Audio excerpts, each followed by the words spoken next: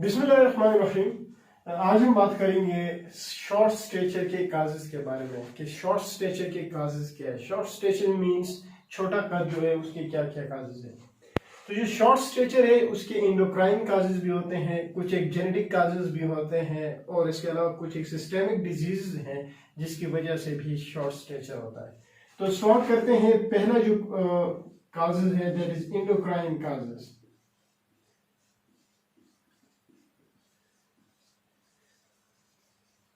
Endocrine causes में पहली जो काज आती है वो आती है जनाब अली, दैट इज हाइपोथायराइडिज्म।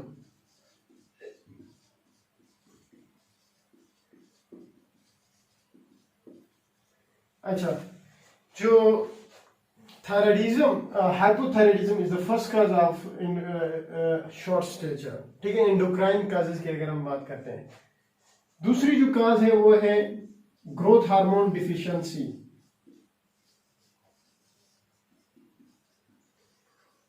अगर ग्रोथ हार्मोन की डिफिशियंसी हो जाए तो वो भी एक काज है शॉर्ट स्टेचर की।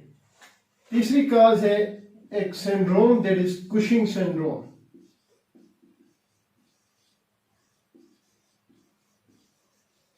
अच्छा, कुशिंग सिंड्रोम में क्या होता है, बफेलो हम्प होता है, मींस के नेक के पीछे आपको एक स्वेलिंग सी मिलती है, मून फेस अपीयरेंस हो जाता है, छोटे छोटे बाल जो है वो चेहरे के ऊपर आ जाते हैं और भी बहुत सारे प्रेजेंटेशंस होते हैं, लेकिन एक दो तीन चीजें आपको पता होनी चाहिए। ये है जी endocrine causes. Endocrine causes total 3 causes है जो कि आपने नहीं बोलने हैं अबाउट द शॉर्ट स्टेचर।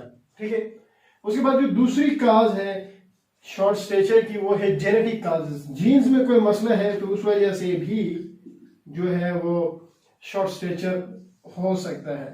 अच्छा, जेनेटिक कॉजेज में पहली जो काज है वो है डाउन सिंड्रोम।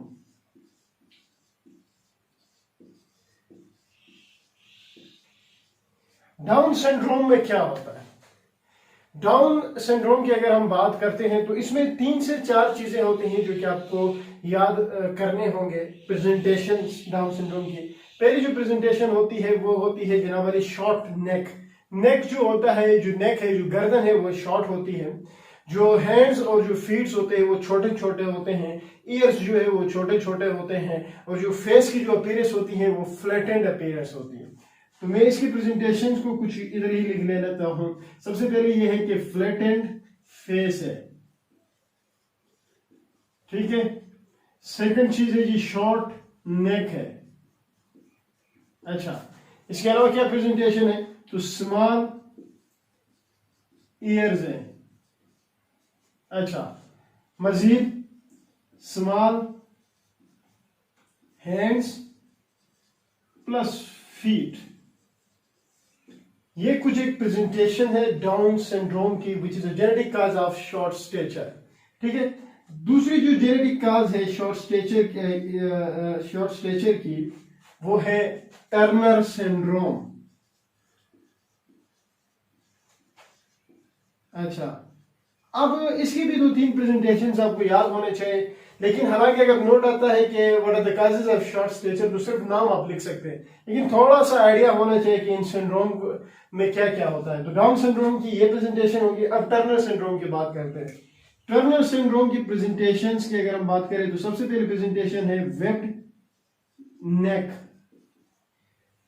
फिर उसके बाद जो फोर्थ मेटाकार्पल बोन है, ये वाली जो बोन है, जो फोर्थ मेटाकार्पल है वो शॉर्ट हो जाती है। Short fourth metacarpal. उसके बाद जो निपल्स है ये वाइडली स्पेस्ड होते हैं, वाइडली स्पेस्ड होते हैं। तो widely spaced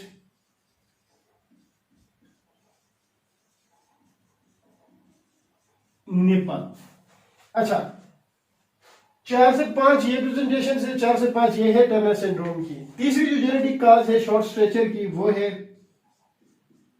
Russell silver syndrome.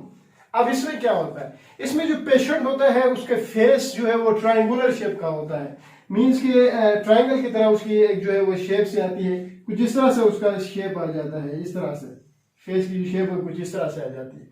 तो पहली चीज इसकी प्रेजेंटेशन की अगर हम बात करते हैं तो ट्रायंगुलर फेस होगा, अपीयरेंस होती है फेशियल, ट्रायंगुलर जो है वो फेशियल अपीयरेंस होती है। शॉर्ट स्टेचर होता है, मतलब कद भी उसमें छोटा होगा, और साथ साथ इंट्रा यूटेराइन ग्रोथ रिस्ट्रिक्शन होती है। सिस्टेमिक काजेस, सिस्टेमिक काजेस में पहली डिजीज है that is inflammatory bowel disease, IBD जिसको कहा जाता है, जिसमें दो कंडीशंस आती है, आपको पता है। एक आती है अल्सरेटिव कोलाइटिस, दूसरी आती है क्रोन डिजीज। अच्छा, दूसरी जो काज है सिस्टेमिक में वो है सीलिएक डिजीज,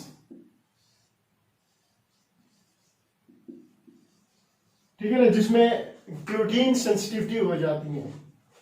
तीसरी जो काज है वो है क्रोनिक किडनी डिजीज।